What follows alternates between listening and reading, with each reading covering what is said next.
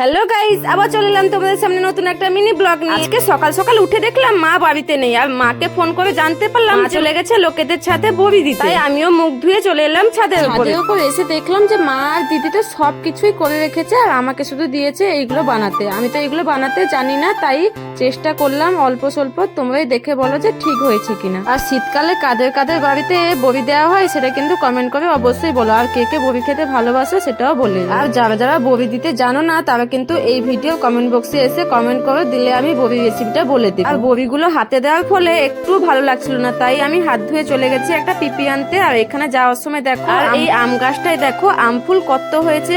এই আম গাছে অনেক পরিমাণের আম ফুল হয়েছে, আর আমও প্রচন্ড হয় টক। তারপর আমি পেপারটা দিতেই দেখো পেপার দিয়ে বড়ি দেওয়া স্টার্ট হয়ে গেছে। মা এখানে বড়ি দেওয়ার মিশ্রণটাকে ফিটিয়ে তারপর গিয়ে পেপারের মধ্যে দিয়ে দিল। পেপারের মধ্যে দেওয়ার পরে বড়ি দেওয়া হবে। তোমরা শুধু দেখো কত সুন্দর বড়ি দেওয়া হচ্ছে। এত সুন্দর বড়ি আমরা হাতেও দিতে পারতাম না, তাই পেপারের মধ্যেই ঢুকিয়ে দিলাম। দিয়ে আমাদের বড়ি দেওয়া শেষ হয়ে গেছে। আর ভিডিওটি ভালো লাগলে চ্যানেলটিকে সাবস্ক্রাইব করে দিও।